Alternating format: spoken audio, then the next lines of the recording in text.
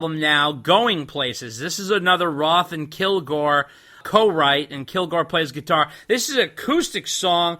The guitar has a damn good vibe to it. It definitely has that. And you're talking about a minute and 30 seconds in. It's almost like an instrumental song before Dave comes in. And it's sort of a nice mid-tempo break. It really is. Dave is good at these songs. He's sort of rambling and talking. It's a fully vocal stylized thing. Well, hey, boom town, I'm bound for Dixie. I'm a Broadway bully, don't blaze on my divine name. Blinking, you miss me. Here we're going places. Honey, hang on tight. This is really Terry's song. It really shows off his incredible ability. Terry, very underrated guitarist and songwriter. He's an excellent, excellent writer and player.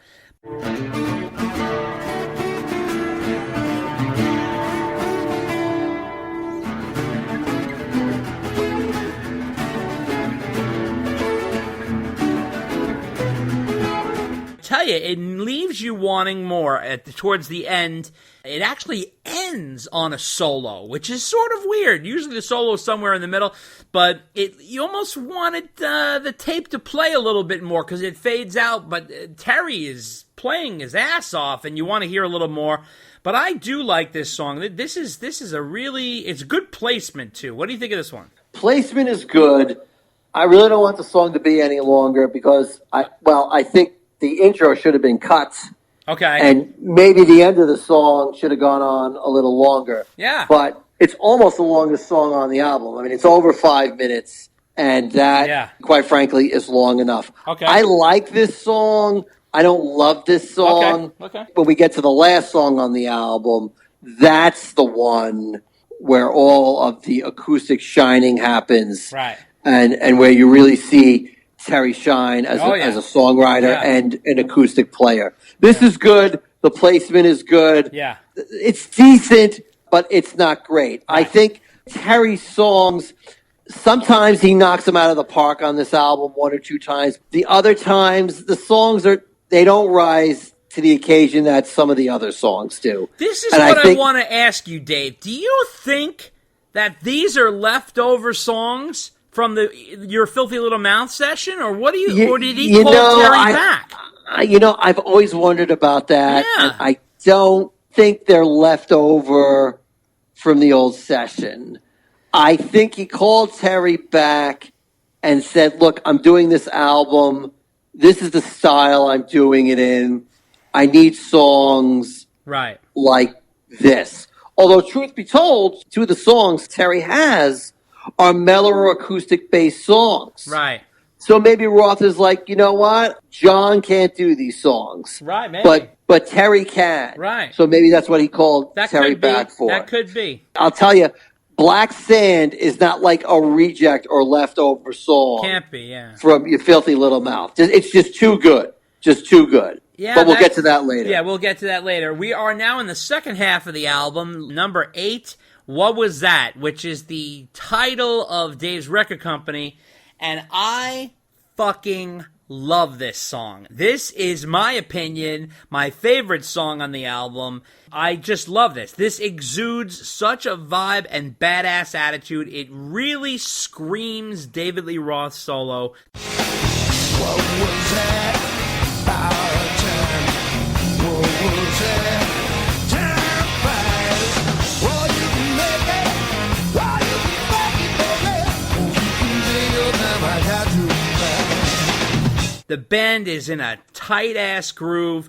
This is a perfect example of what is an ideal use of Dave's vocal range. John 5 is rocking hard here. This could have been a killer song live. I would have loved to have seen this. When I think of the DLR Band, I think of this song. And this just has that whole thing going on in terms of energy, clicking in with Dave's vocal range and the attitude swagger. In my opinion, this is one of my top Roth solo songs of all time. What do you think of this one? Napalm in the morning. I mean, I don't know where he comes up with this stuff. He's rock. But it's crazy. good. It goes. It's another fast song, but like during the verses, it slows down a little bit with John 5. It's almost like doing scales or something. It's unbelievable. Kicks it back up a notch. You're getting that rock groove going again. And I agree with you, a highlight of the album. Oh, sure. There's something about this song. There's so many elements. Like John 5 is a goddamn wild man here. Producers, collaborators who click with Roth and use his very special, unique talent. He's not a Sammy. Sammy can sing the fucking phone book. Sammy's got a crazy range. He's an excellent singer, and he really knows how to put over a song. But Roth has a very specific style that works in certain areas. This is exactly the type of song that uses his voice in the right direction. Now, we're going to get to songs in a little bit where he doesn't use his voice in the right direction, but this is what I call lock, stock, and barrel for Roth. He is right in his zone on this song. He has like attitude, swagger, funky, cool lyrics. He can go up and rock. He's not like pushing it. And there's some songs a little later, and we'll get to it. In fact, the next song, he is pushing it into what I call the Muppet range. You know what I mean? But here it's just like, this is like, wow. This is David Lee Roth. Like, if I was going to play a David Lee Roth solo song for somebody, like, this would be one. Like, this is his vibe. So it's sort of exactly like that. The 9th song is Relentless. Now, we're getting to the point. This is also another John 5 Roth, Bob Marlette collaboration in terms of writing. David Lee Roth is pushing his voice way too far here.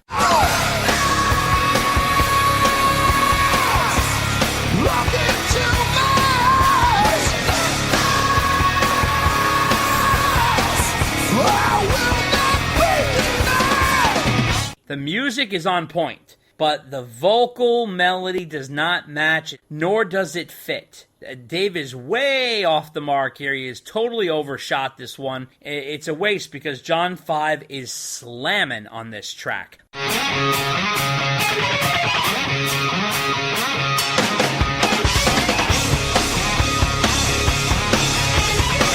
But Dave is way past his range. I mean, it's really up there. Right, Dave? It is. When he's like, I will not be denied. Right. Well, actually, you will be. He's relentless. You are having a little trouble there. Although I said music, again, another OTT song. Oh, yeah. And musically, great. And the biggest lost opportunity of this album is that a lot of these songs would fit so well next to Van Halen songs in a live setting. I mean, Dave could switch back and forth between these songs and some old school Van Halen, and it would totally work. And he would get people excited who were coming there to see the Van Halen songs, and then he's got some new stuff jamming out, and oh man, such a wasted opportunity. Yeah, absolutely. But I like, despite Roth's borderline vocal challenges on this song, I still love it. I think almost all of the John 5 songs. Yeah. I love them on this album. Oh, yeah. There is a zip to those songs. There's something that Dave's energy mixed with John 5. Those guys are really good together, which makes the California sessions even more sought after.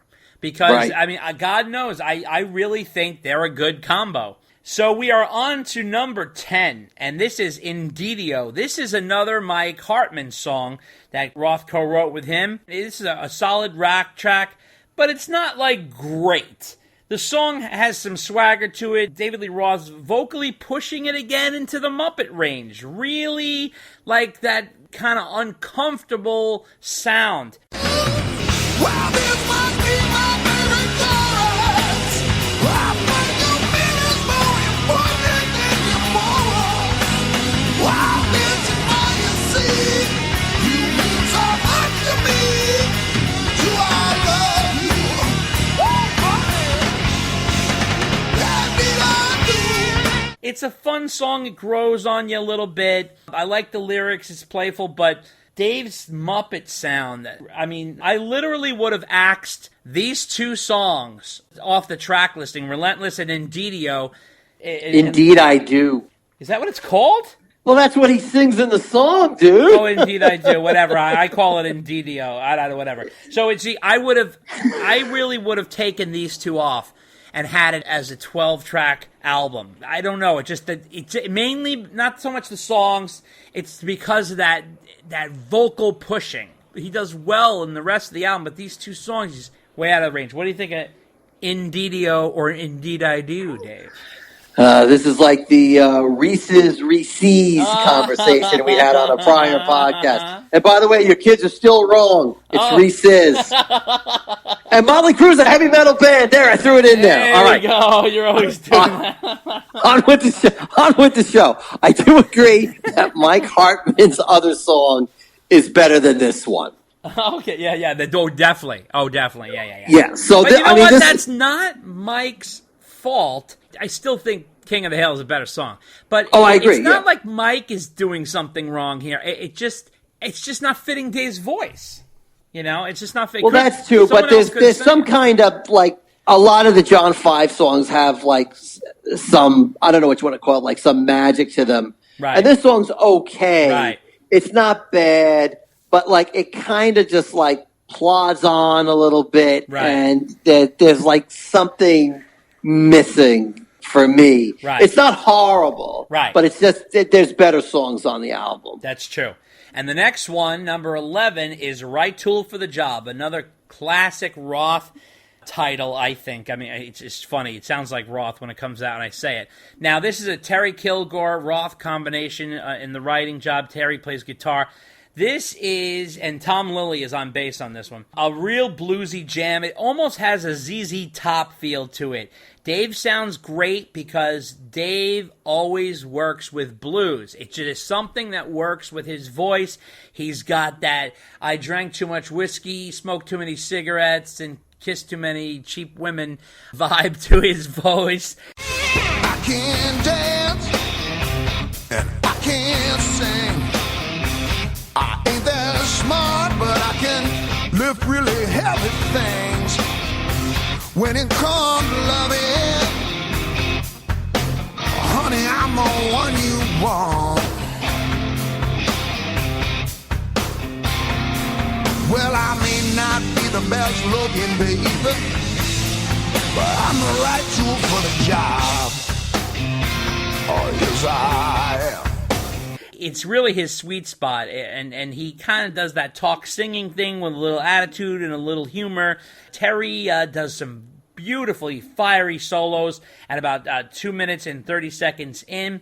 You could almost see this song in a movie scene, like where Tom Cruise is playing pool, or there's some sort of like a stripper on a pole or something. You could see this in a movie. This song, it's very cinematic. I love this song. It's because it's so very Dave. What do you think of Right Tool for the Job? I don't love it as much as you do. Oh. It's not, again, it's okay. Uh-huh. It's not bad. It's not one of Terry's better songs.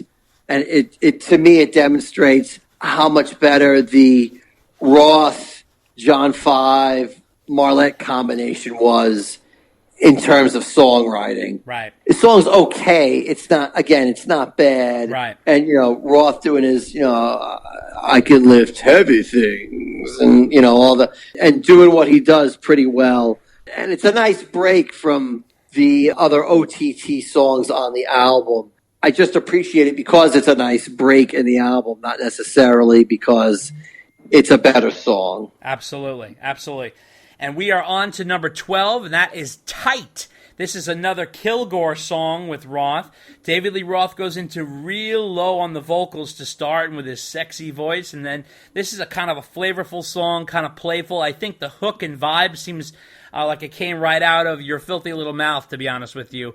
And a quick, very interesting note on this song. There is 2 versions of this song, and there's a reason for that. The lyrics were rewritten to be submitted as the title track to Howard Stern's 1997 autobiographical film Private Parts. The song works both ways, but these lyrics I think are a little better. Here is the clip to Tight